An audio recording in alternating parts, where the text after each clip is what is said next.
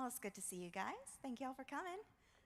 If you're here, I assume you know we are in the Worship Center, and this is the Cutting Edge panel for animation. I'll let these guys introduce themselves here in a minute, but I just have a few reminders for you before we start. As with all our breakout sessions, photography is allowed, but please no audio or visual recording. If I see you and I think you might be doing this, I might come on and tap your shoulder and we'll have a talk. We are making the recordings that we take of these workshops available after the event in the Filmmakers Guild membership platform. And if you're interested in more about that, you can go see someone at registration. They might be able to help you know how to sign up for that, or you can go to the website, CWVFF.com. Children are welcome. Yeah, I see some children here. Yeah, and if they become disruptive, feel free to take them outside briefly until they are ready to listen quietly again. But we do welcome them here. And I think with that, we are ready to begin. Thank you so much. So hello, everyone. Welcome to the panel for this afternoon. Pretty shortly, there should be something coming up, as far as my knowledge, for a Poll Everywhere app. Some of you have probably used to it or not used to it yet. We've done it a few years in the past. If you want to scan the QR code, you can either download, I think there's an app you can download, or you can also log in through your browser. But this is the way we kind of help control the questions coming in. You can either ask a question or vote on questions that have already been asked.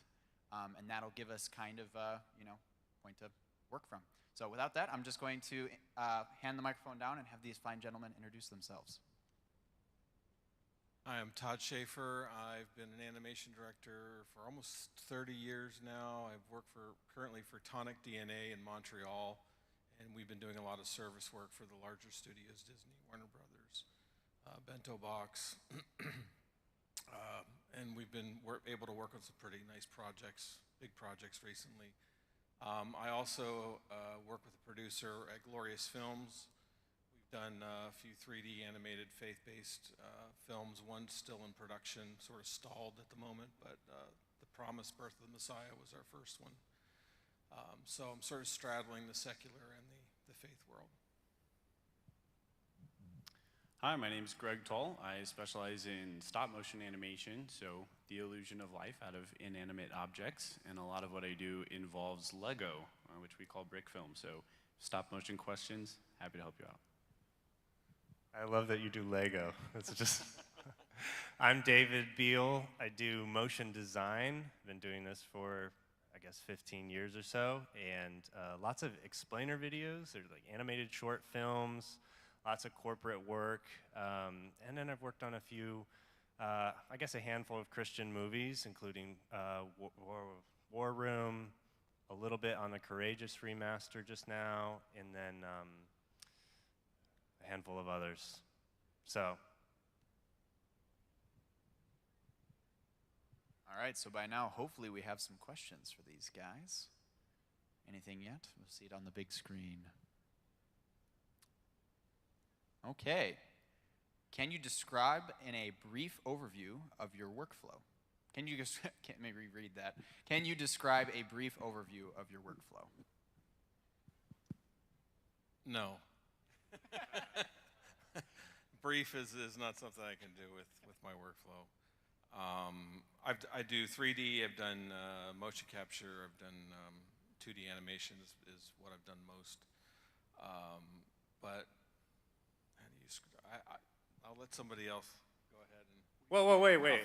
So when you start a project, there's typically going to be some sort of intake or something like that, right? So how does that typically go? You're meeting with the producers and. When we meet with the producers, we meet with, and we go through the script or screenplay or the animatic. We really define an animatic down to the nuts and bolts of everything, so that when we get into production, we're not, messing around trying to figure out what to do. And then it's just a matter of taking the vision from pre-production and applying it in the production and keeping the team organized, because artists have their own ideas, and some of them like to be a little more creative than others and not follow the guidelines. So it's a matter of keeping them inspired and keeping them on track with what they're doing, and then and then trying to oversee and make sure that all the parts, all the moving parts are coming together at the end in compositing and the editing, and then at editing, all bets are off. You know, I mean, in every single film I worked with, even on my own, we edit ruthlessly. And, you know, we sort of get upset when we're doing service work for like Disney or Warner Brothers, and they start cutting out scenes that we just spent so much time on. But at the end of the day, they have to present a film that's going to make money, and so that's just a natural process of it, just like live action. So, Do you do mostly 2D? When you've done 2D, is that cartoon? Is that like hand-drawn 2D animation? yeah, So, it's so all hand-drawn. all that work, and then they're just like chuck this. Yes, many man-hours of work that gets cut. So, yeah, that's. But if you're doing your own film, I've done the same thing on my 3D projects. Sometimes you're editing around the animators' poor performances that aren't really contributing, and you try to find creative ways because you can't go back and animate it, and now got to make this work. And yeah, I mean, it's just like live action in many ways. There's really a lot of continuity there. And then Greg, with Yeah, do you have a so workflow? doing stop motion animation, kind of like what Todd was talking about when it comes to 2D, right, is once you've created it, there's not really any editing it. So the biggest thing that I would emphasize to anyone interested in doing particularly stop motion is be ruthless about your storyboarding and be ruthless about your animatics. When you're going to produce something that's animation, you should have essentially already made or largely already edited your movie. You need to know what it is that you want to capture before you go to capture it. If I have a good day doing stop motion, I might get 8 to 10 seconds of footage, right? So if that's a good day in the studio and I get 8 seconds of footage, I better not need to reshoot that later. So just crystal clear communication with your animation team and knowing precisely what it is you need to capture in the first place. Part of that communication carried over to your animators is what you need a performance to look like. An animator is also an actor.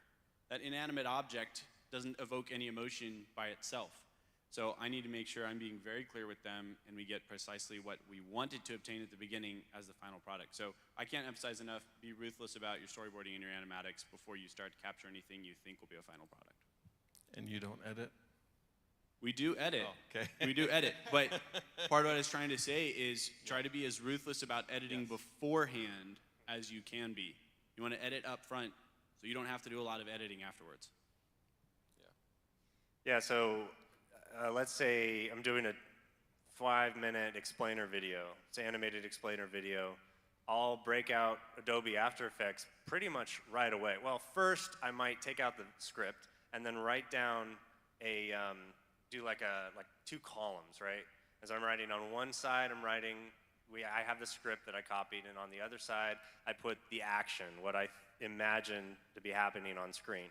And then I'll move into a style frame / storyboard phase. So the style frame is pretty much the final look that you're going for, but it's a still image. It's not animated or anything like that. So I'll make perhaps a number of style frames, and then I'll go through, and typically on the projects that I get to work on, they're pretty simple. So I can go right into After Effects or right into Adobe Illustrator and start creating storyboards that are also style frames, so they look like the final product. And once I'm ready to animate, I have my assets already in After Effects ready to go. And I've thought through, as I'm building these assets or pulling them from Shutterstock or wherever, I'm thinking through, I'll want to animate this in a particular way. So I want that flexibility so that I don't have to go back, break up layers, or find or create new assets that can give me that flexibility. So that's been basically my workflow. The animation phase is basically I just go in, animate pretty linearly through my compositions, and then turn out version 1. Yeah, I would just also add to that the storyboarding animatic phase is unique to film because I don't think they do that much in live action productions. Yet it's an incredibly important stage because you can do the entire film, test it, screen it, have people give you feedback, go back and change things.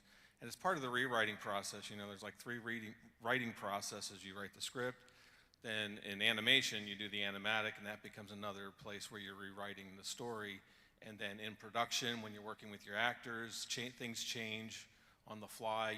You adopt certain things, and then for us at the end, the editing process is the last time to rewrite the story and make make it what you want. But it's really nice to have that animatic stage at the beginning to really flesh things out and get it. That way you can evaluate where you're going to be going, because you've got a lot of people working very long hours, and animation is production in slow motion. So it's very costly. And you want to know that what you've got is what's going to work. And you're always trying to give it your best. But you know, when you get into production, even on these big productions, the best well-laid plans go out the door real quick, and then you got to play fast and loose with everything, just trying to keep things on track. The last few projects I worked on, I felt like we had great plans. We're going to do this.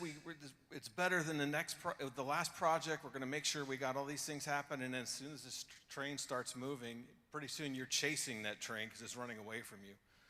And that's just the reality of animation production on larger scales. But you do what you can do, and at the end is what you get. So on the top of the list here we have, what is the scariest part of your job? Dun, dun, dun. If you do stop motion animation, it's bumping the camera.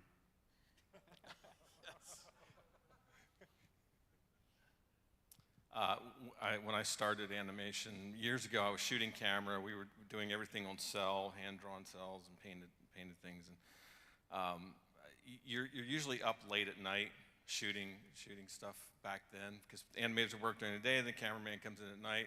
And I remember one night we were in a rush, and I was shooting all these scenes, and they had all these camera moves. You're working the platen back and forth. And once I got finished, I went to unload the camera, and I looked up, and I realized I hadn't shut the door on the camera box, and all the film had been fogged, and had to redo the whole thing.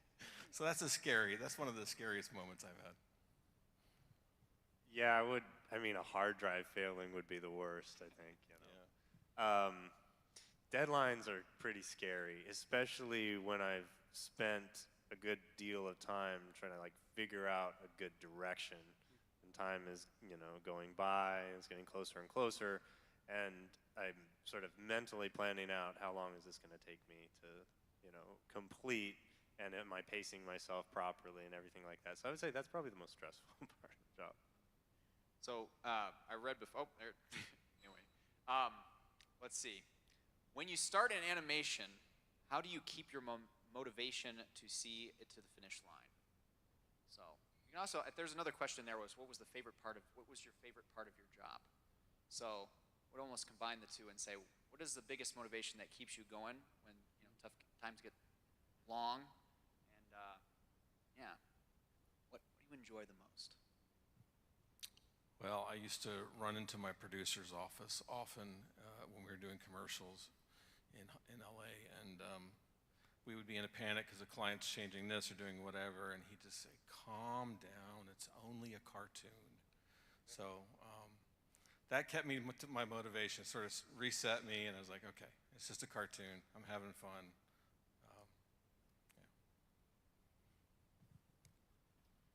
I think I would say do a project that you really care about and do it with people that you want to do it with.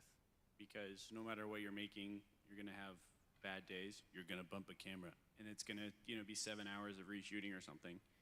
That's frustrating, right? That's all those hours out the window. So if you're making something that you really care about making, then that's good motivation to finish doing it. And if you're making it with people that you really want to make it with, there's no lone rangering in life, or if you do, it's going to be a pretty bad one. So find a good team and roll with them. And if you can't find a good team, build one.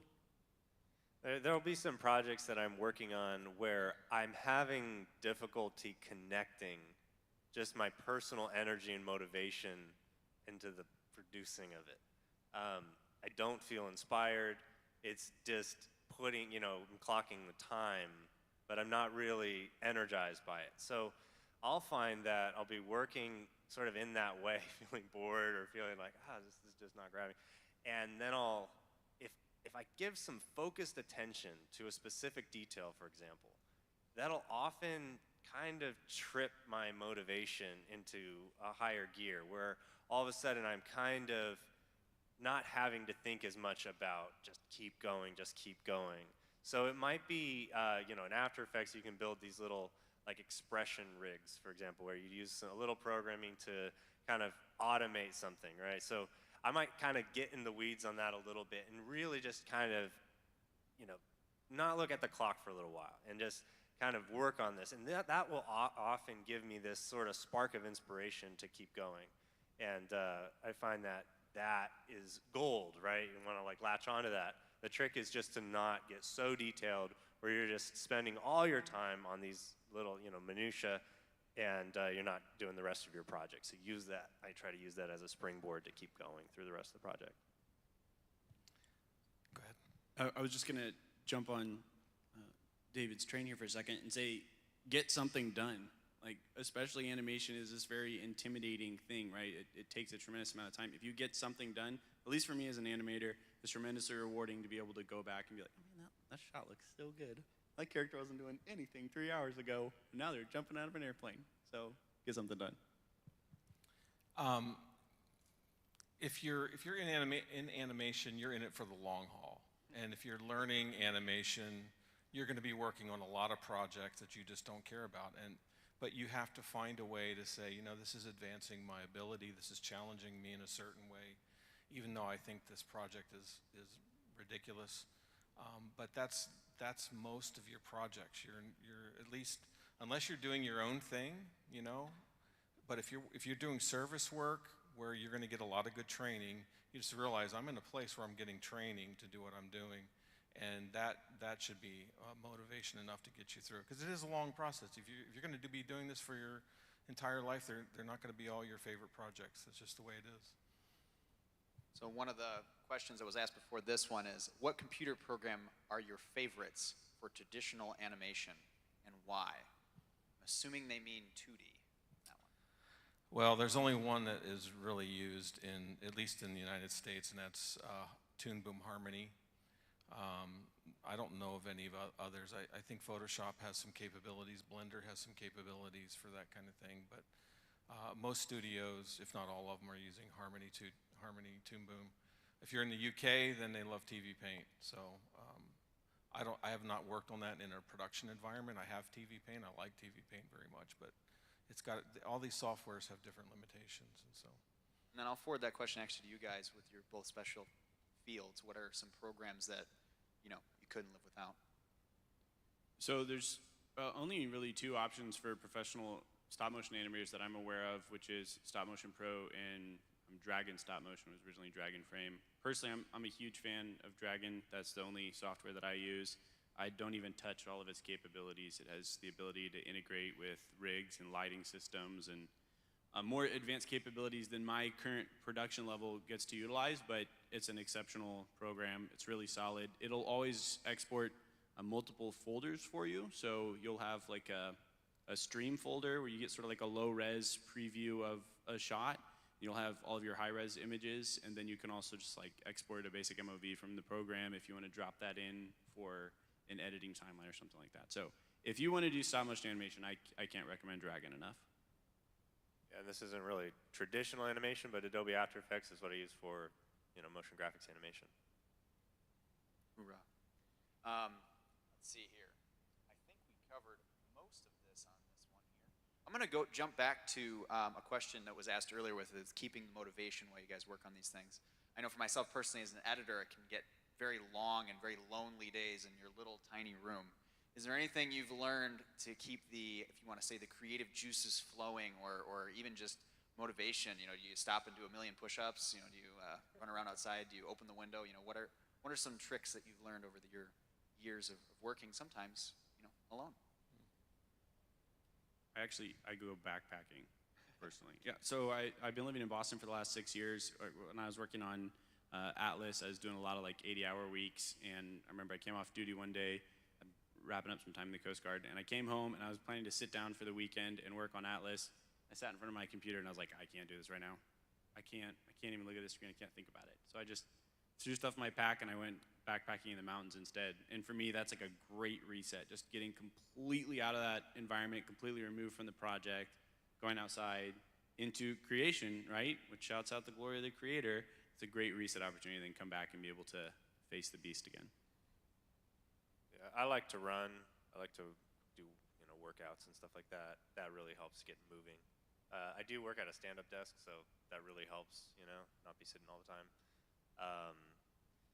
I think getting, like you were saying, getting something done really helps. The faith, you have faith that on the other side of this work there's something, right? So motivation, you might not feel the motivation, but sometimes just showing up and conquering that resistance is all it takes to get your momentum going. Creativity is, you can plan for creativity by showing up, conquering resistance. My biggest motivation are deadlines. When you're working on with big teams, you got animators who are expecting you to do things, production manager expecting you to do things. So that's the pressure that you live under, and I don't necessarily do anything other than that to motivate myself. I mean, I've got an enviable position at my studio.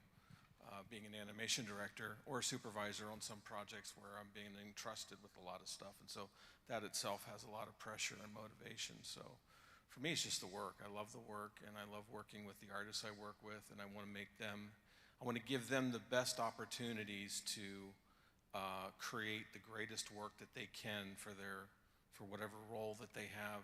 And as a director, your biggest your heaviest lifting is at the beginning because you're preparing everything, and so you're just trying to play catch up all the time because you never get enough time to prepare at the beginning. And so even while I'm in production, I'm thinking about how can I help my animators with this? How can I find references? How can I prepare things for them or encourage them or inspire them? So for me, it's just I'm sort of connected to my team, and because they're there in their seats doing their work, I'm working hard for them. All right, and good answers, by the way. I might have to use a few of those. Running, I've tried. Not the best at that one, but all right. So, what drew you to the medium of your choice, especially versus traditional live action filmmaking? So, what made you guys choose, animation, creating something that wasn't there from scratch? I grew up working on video projects with my father, and eventually I got access to Adobe After Effects. I think this was version 7. And there was an earlier version too, but I think I just kind of really liked the idea of creating like camera moves, things like that. Now I work in Adobe After Effects. It's mostly a 2D program, so camera moves. But I remember watching Star Wars and just that opening title crawl, and just when I first figured out how to do that in After Effects, I was just over the moon. I was so happy, and I was like a 13-year-old kid or whatever. So and then I would try to recreate like Star Wars scenes. I would take a little TIE fighter image and cut it out, and then I would fly it across the screen and like add lasers and stuff like that. And originally I was doing this sort of stuff in Final Cut Pro. I would take like the Jerry Bruckheimer Thunder and Lightning logo, and I'd put my name there instead. And I did that a lot, and it developed momentum at an early age for me. And just one thing led to another, and I just start talking to people, and then I get my first gig, and then it sort of just happened. It's only until recently that I'm actually kind of trying to take more control over the path that I'm going. For me, initially, stop motion was about accessibility. I wanted to do something in film, but I didn't have money and connections to do something live action. And I was like, okay, well, we have a DSLR and we have Lego, and I have time because I'm 14. So I started doing stop motion, and what started as just something that was accessible turned into a passion. And now, I love creating the illusion of life out of inanimate objects. So I think that maybe a motivation for considering it is there's this guy named Steve who said that he thought every director should be an animator, last name Spielberg, who should be an animator before they're a director. So it might be worth considering. I'm going to date myself here. I grew up an artist, and then I was always drawing, and my granddad gave me his Bell and Howell 8mm camera, and it had a single frame capture on it. And I started taking my toys and, doing stories with my toys.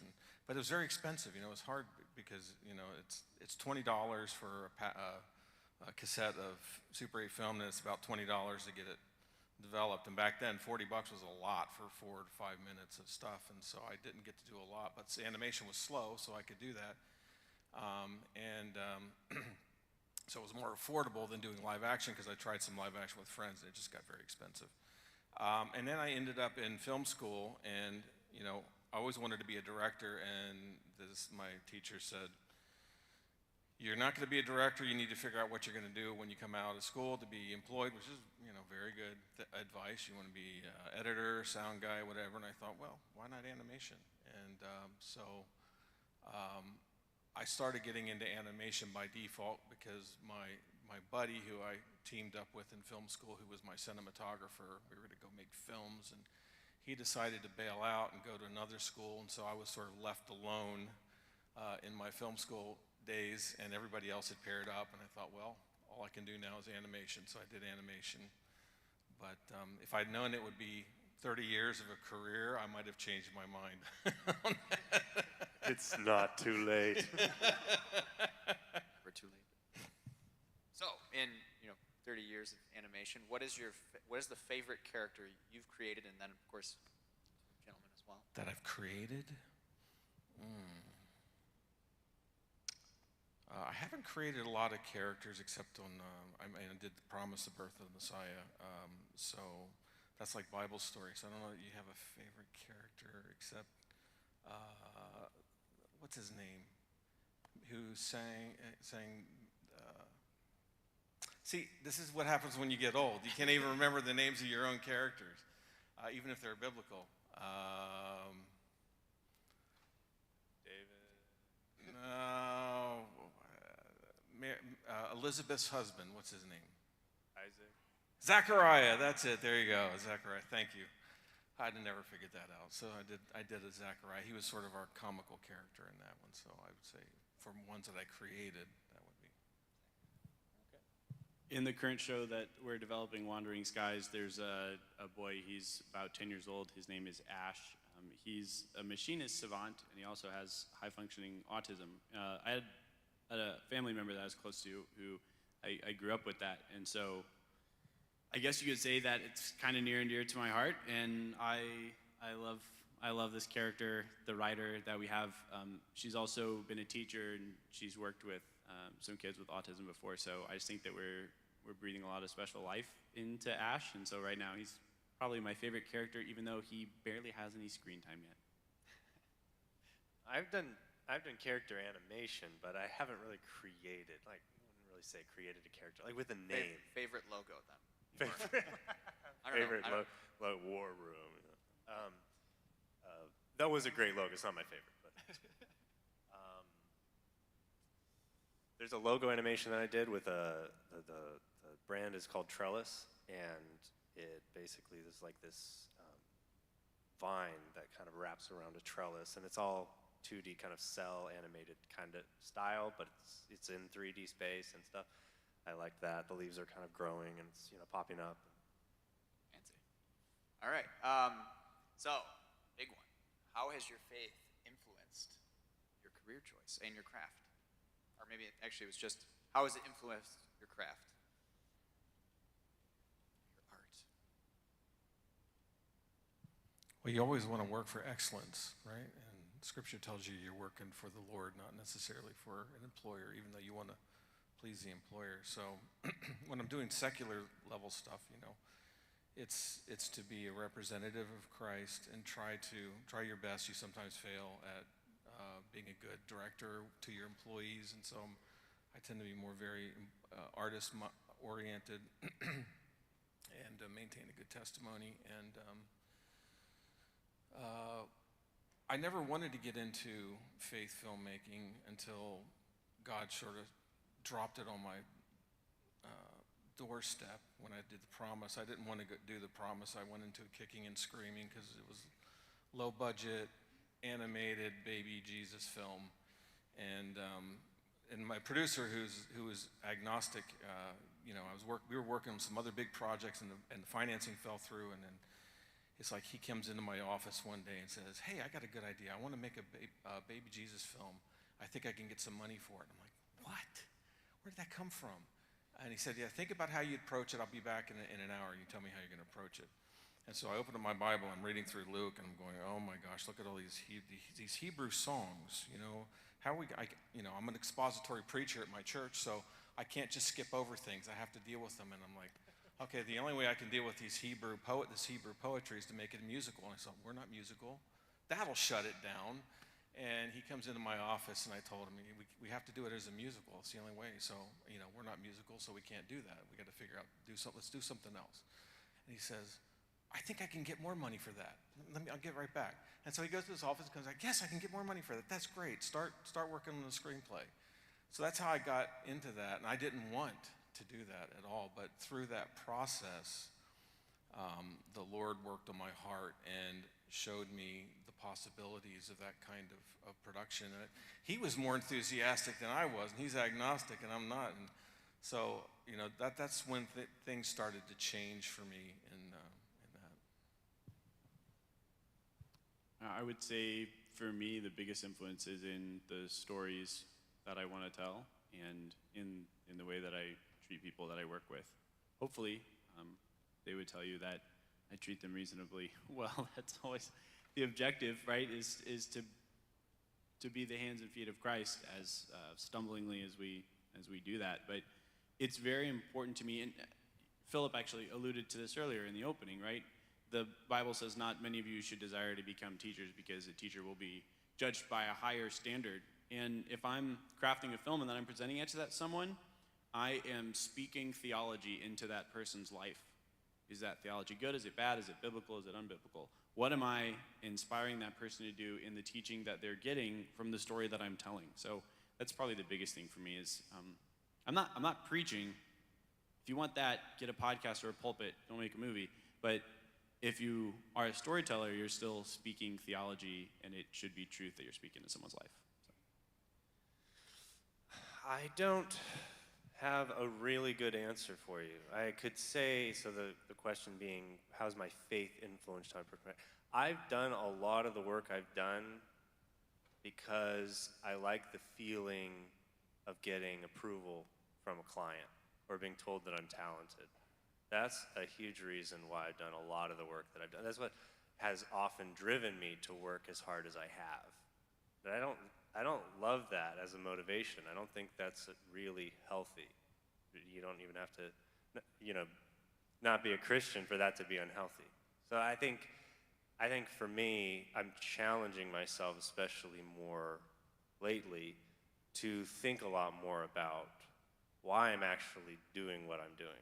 So if you're out there and you're like me and you do a lot of things, have done a lot of things for other people's approval rather than for better motivations, then I'm right there with you, but that's not where we have to stay. All right, so here's a fun one. What advice would you tell your younger self just starting in animation? It's not going to be what you think it is. No, it's just like anything. It's a craft, and then you have to put in the years and the amount of time and aggravation, and you're growing a very specific kind of skill set, and it's hard to do that, especially in today's environment, because you're not going to find a lot of schools that are teaching it well.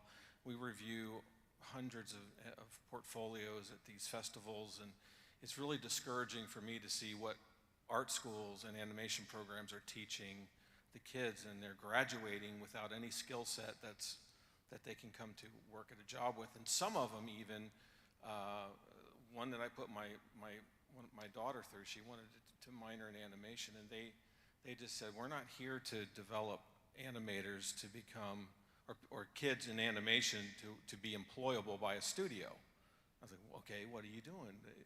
Are you trying to employ them into the NFB, the National Film Board of Canada, to do these weird, single author kinds of things? Nope, we're not doing that either. So I really don't know what they're doing. They think that they're trying to create creators. They want the kids to come out of school being creators and thinking differently and changing things. It's like, that's not realistic because they're not getting the education they need from you. It takes years to be developed into, if you're into character animation, studio-friendly kind of character animation where you have clients and they have expectations and you got to follow designs and it's all about conformity with other animators because you're all doing the same kind of thing. That takes a lot of drawing skill. There's a whole lot of things you have to learn that you won't learn in a school. You learn it on the job. But I think what I would tell myself looking back is don't follow your aspirational self, because we all have this picture of who we think we are and we're reaching for that, and that sort of guides us into thinking, well, I can do this, I can do that, but you actually haven't done it. You need to look at what you've done, and that's where you are, because you tend to think more highly of yourself than you really are. It's where you imagine yourself to be rather than where you are right now. And you see this when kids are bringing portfolios to you and they're apologizing for this, or this would have been better if this. No. That's what you've done in the situation, because that's the real world. You're not going to get the perfect moment to do everything. So be thinking about what you want to do and do it right now. And that is your calling card. That is the work. That is where you are. And don't be living in this fantasy world of where you think you're going to be, because then you're going to be really frustrated and you're not going to grow. And I'm sort of taking up too much, but So much time. I'm sitting here just bored out of my mind. I bet. So I was a self-taught artist, and I thought that was a badge of honor. But to be very honest, self-taught artists, as I've seen over the years, they tend to hit a ceiling very quickly, and there's things that they can't do. You need other people to be teaching into your craft, helping you grow, molding you, shaping you, pointing out your blind spots. So if you're a self-taught artist, you're full of blind spots. So go get the education. Go put yourself in that training. Don't waste your time just doing your own thing, thinking and praying, God, give me this and that. Yes, you do want to pray those things, but you also need to be putting your desires onto your feet to make action in learning how to develop your craft, because that's what's going to keep you employed in the long run, is if you know your craft. What would be like a first step? Where do you find those people? Like, how do you get around those people? It's hard, I tell you what. We have HR people at our studio, and their only job is to go out looking for artists, and they go through hundreds, if not thousands, of artists trying to find people who have the skill. And it's mostly experience, because it's stuff that you're never going to get unless you're working in a studio environment. And that's just the nature of things. It's back to the old apprenticeship kind of thing, where if you want to be an artist, a certain kind of artist, you go and you work with the kind of people that you want to be like, and they're going to help you through that. You're not going to get it in school, because usually there's a few good schools, but not many, because most of the teachers in these schools are either failed at their craft, or they just got brought in sideways into their position, and you just look at the students and you just see they're not being taught what they need to be taught. So did I answer your question? I forget. Yeah, it sounds like you need to find those people. We have the internet, we can start somewhere. I would say, there are groups, especially in the world of motion design, there are communities. It's never been a better time to be a motion graphics artist. I think there's so much support. There are communities you can be a part of, and it's not very hard to find some really, really awesome artists. Todd, do you feel like it would be fair to say that if people are interested in getting into that world in a more professional sense, like they need to start creating too? Yes, absolutely. You want to be creating, but you also want to be learning, because otherwise you're just feeding on your bad habits. And one of the things Disney did, and it was kind of frustrating to me because I got into a commercial shop, they weren't very, and I always wanted to go to Disney as a character animator. I figured, if I'm going to be in animation, I need to learn character animation, and I really applied myself to that. And I was constantly trying to get into Disney, even though I was directing and leading teams and whatever, and doing what I really wanted to do at this small studio. We were doing commercials, and the commercials were just deflating. So my goal was always to go to Disney. But Disney looks at outsiders who have training as a negative. because they've developed bad habits. And so they want fresh meat, coming right out of school, to where they can train them over a period. Now this was the old Disney. It's not the Disney today necessarily, because the whole landscape has changed. But it takes about 5 years to develop an animator, to somebody who can actually produce this level of stuff. And you just got to be committed to it. And there's so much information today out there, and there's online courses that I would point you to over a school. I mean, Richard Williams wrote a book. It's considered like the animation Bible. But it's he's an animator, worked on Who Framed Roger Rabbit. He's like he's a rock star amongst the. I don't think he's around anymore, but amongst 2D animation. And he actually I have the book. So many of these principles apply to 3D animators or After Effects animators. It's just like the 12 principles of animation. So like, what advice would I give? I'd tell myself. If I was telling my younger self, I would say, like, don't put so much energy into what other people are saying about how talented you are. It's going to be your number one problem in developing is thinking you're good. And I would have spent a lot more time studying fundamentals. I mean, it's only now I'm like, oh, squash and stretch, anticipation, these principles that are really, really going to help elevate my work. Some of them I've known kind of intuitively because there's a feel. Intuition is not enough. That's what I would tell myself. You can't run on this myth of genius, You have to study the craft. And I'm 28. I've been doing this for a long time, since I was a young child, and I'm just getting around to kind of realizing that I need to work on a lot of this stuff. I think I would tell my younger self that if you want to do this, this is really alluding to what Todd said earlier, like you need to sign up for the long haul. There is nothing fast about doing animation, right? It's not something we sort of naturally lend ourselves to. As humans, we move naturally from the time that we're born. You're trying to take an inanimate object and breathe the illusion of life into it. You're gonna have to sign up for that. My first feature film, I thought it would be a 2-year project. 6 years later, I was finished. So that was 15 to 21 for me, was 6 years on that project. And there's projects before and there's been projects afterwards, but there's nothing fast about it. So if you think that you want to do this, that's fine, go for it, but like you're gonna have to put in the work. And they say it takes 10,000 hours for somebody to be a professional. Well, I would say at best at 10,000 hours, you're a journeyman. You're not a master. That's tens of thousands of hours. And so just like any other aspect of filmmaking, it's a craft and it's gonna take time to develop, but I think especially for stop motion, the art is so simple, but to do it well is just an immense amount of, not even, it's talent, but it's not inborn talent, it's developed talent, right? An overnight success is years and years and years of work prior to that happening. So if you want to do it, sign up for the long haul, put in the work. The stuff you make initially is not going to be good.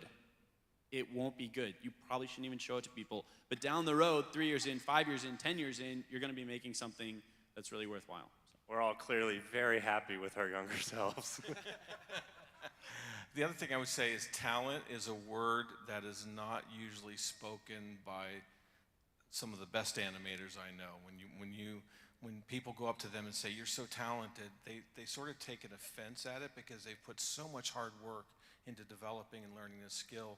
And I think this word talent, sometimes you can use it well, and they do use it. I'm not saying nobody ever uses it. We do speak about talent, but when we speak about talent, we're talking about this person has experience, they have a skill set, they've developed it, they've worked hard, they've been trained well. Those things come together to show talent. And when you're thinking about it in those terms, then they're tangible things that an employer can look at or a supervisor can look at in somebody else and say, you need to develop this area, you need to develop this area, whatever. But if you're like a journeyman or somebody on the outside and you're saying talent, it becomes this black box that you don't know what to do with that. It's just, you're talented. So is that like a superpower?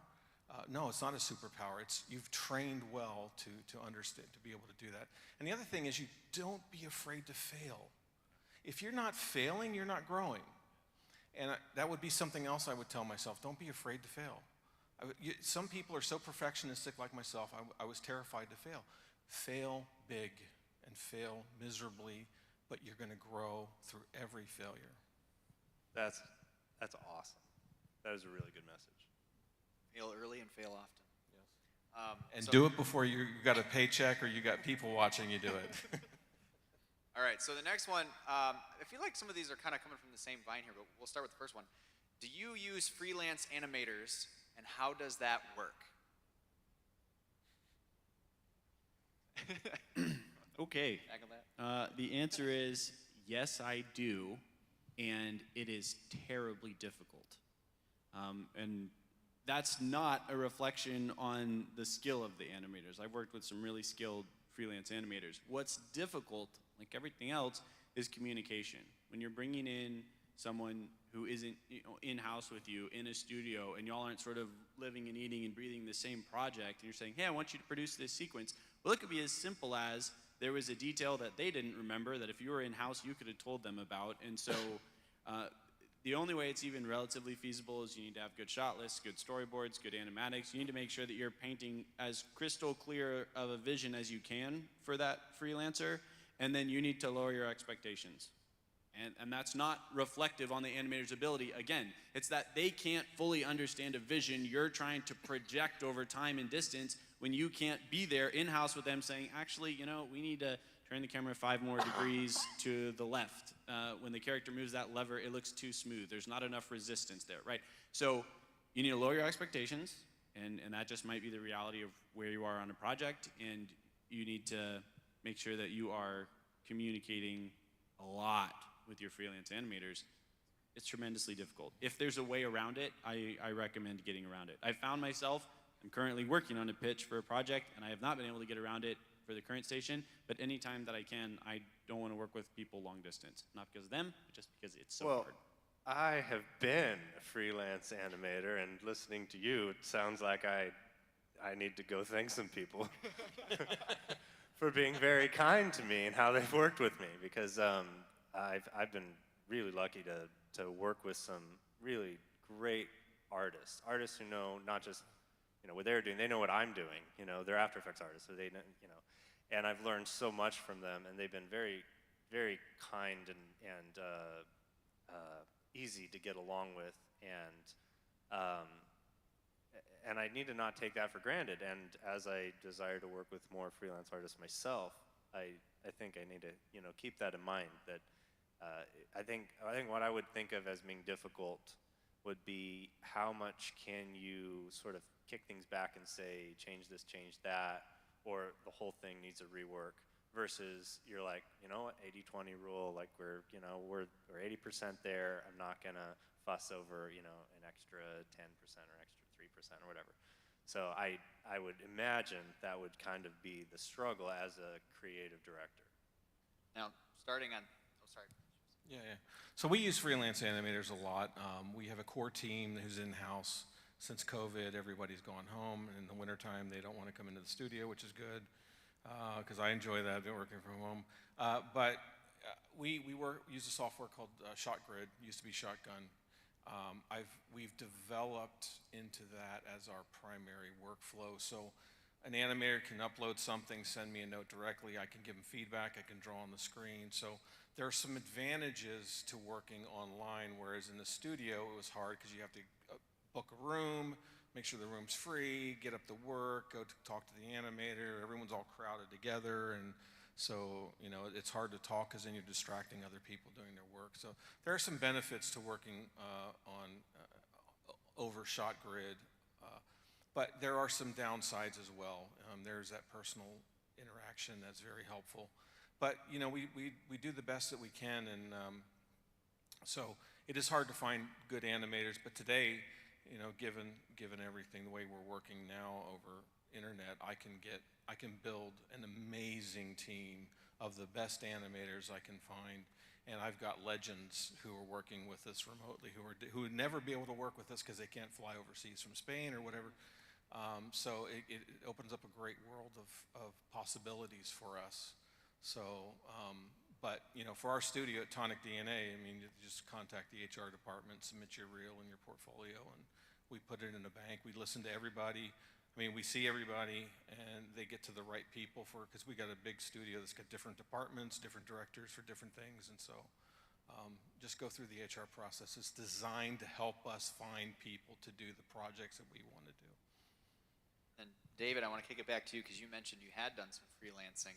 And the next question is, how did you get your first job in animation? Now, I don't know if the two are connected, but probably not. But we'll jump to that. But first, if from a freelancer perspective, how did you get into that specifically, doing freelance? Like what was my first gig? Or you could do first gig, or how do you? Okay, I'll do first gig. I was at a film festival. It was, I want to say it was 2012. So it was maybe 2 years before this one started, I think. So it was a previous film festival. And it was in San Antonio. And there were some brothers there that were visual effects artists. And they showed their demo reel. And I'd kind of come from, I think at the time I was like 15, like 16 maybe. Maybe a few years past that. Anyway, so I went and I saw their demo reel and it blew me away. It was really amazing because I was pretty much the only person I knew, especially at my age, doing what I was doing. So then all of a sudden these two guys are here and they've done just amazing. They've done 3D work and visual effects was kind of their thing. And so I went up and talked to them and, I said, yeah, hey, I do, After Effects. And so I ended up sending them a reel and then they reached out and I got my first gig doing a random, like a kind of techie kind of background and went on from there. The pay wasn't like that amazing, but I was just happy at the time I thought it was just, wow, that's so much money, and I was so happy to just be working. And then, they kept throwing me work. They were starting another agency pretty soon.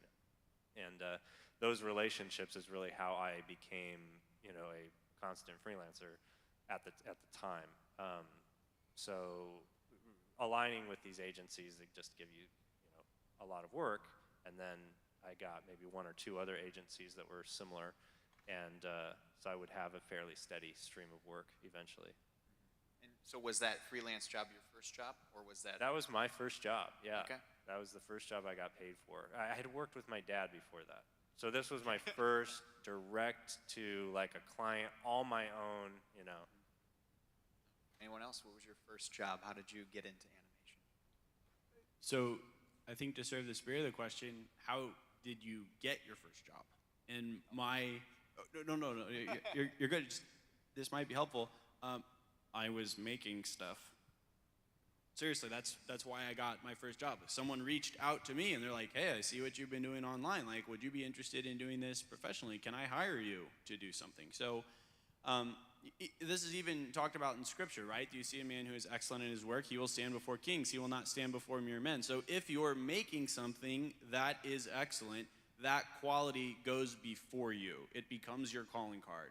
And if you're putting it out there, and there's so many ways to find things now, YouTube and Vimeo and Facebook and Instagram and all the social media platforms, you're putting your work out there, people are going to see it. And if you're doing good work, then chances are that someone will be like, hey, I see this work. I'd like to talk to you about that. And when I've hired freelance animators, it's the exact same thing. It's because I found their work somewhere online. I'm like, oh, that kid knows what he's doing. Subscribe to his YouTube channel. And then later I'm looking for an animator and I send that person a message and I'm like, yeah, I've got a project. Here's what I'm doing. You interested in doing some commercial work? And that's maybe their first paid job. So make work, put it out there, let people see it. And for me, that's how I got my first job and any other ones that followed. Can I ask a question? Sure. Can you raise your hand if you're thinking about getting into animation? You're here because you're really interested in animation. You want to be an artist or get involved with it. How many of you are here because you like animation and you might want to be producing it or be involved in some other way of doing that thing? Okay, that's helpful. That's very helpful. Okay, good. That's just helping me for later on. So when I went to school and was graduating, I did my own animation program. I was self-taught again at my school, and that wasn't a very good thing necessarily. But It was during a period where animation was in a downturn. And they're like, how are you going to get a job in animation when you get out of school? And I don't know. I'm just going to go do it. And then I packed up my things after I graduated. I had a film that I had made. It was all hand painted on cell and everything. I'd done a cartoon thing. It was terrible animation. It was an okay story, but it was a student film story. And I went to LA with that. And the Hanna-Barbera was still operating at the time. Oh, I'm really dating myself. And they It's had just your experience. they had a guy there who was an artist who would review portfolios and help students figure out, okay, what are you going to do? How are you going to? And he reviewed my portfolio and looked at me and said, "You didn't go to art school?" I'm like, "No, I didn't go to art school." He said, "Well, you made the biggest mistake of your life." And I'm like, "Great, thanks. That's really encouraging." It was all negative. Everything was doom and gloom. And then I went and I interviewed with a guy who I'd respected, who had a small studio called West Indigo. And he said, "Well, I don't have any work right now. Just laid everybody off from a project. You should go talk to these two guys at this other studio called Playhouse Pictures, the Woolery brothers." And I thought, I'd never heard of them before, but what do I got to lose? And they hired me. I'd been there 2 weeks and I had a job in animation, and it was the perfect place for me because I wasn't necessarily the artsy kind of guy who was just focused on that sort of thing. I wanted to direct, I wanted to manage, I wanted to do all kinds of things, and that studio gave me that opportunity. And I had friends who would come in. I would be hiring them for cleanup and whatever, and then they would get a job at Disney as an in-betweener, and I'm like, oh gosh, and here I'm working on commercials. I want to go over there. And after a while, they were looking at me going, "I wish I had your job. I want out of Disney. I want to do what you're doing." So, I was directing within 7 years of being there. So I was doing every single job there. I was animating. I was learning to animate from great animators. I got to work with Disney animators who would freelance to our studio even back then. And I would just gobble up their scenes and learn from them as they were doing. And they would train me. They would give me things. So that's really how I started learning. Can you give a little, in a nutshell, you mentioned in-betweeners. Can you kind of explain the pose-to-pose process and who works on what? Yeah, so there's a lot of drawings in animation. You have animators who are really good at performances, and they can draw well and establish things, and you want them doing as little unnecessary work as possible. So they will do their rough animation, and then once the rough animation's approved, it will go to an assistant animator who would then break things down and make sure the structure's working and carry through all the continuity and whatever. And then the in-betweener's the lowest guy on the totem pole who's doing all the little tiny in-betweens between the drawings.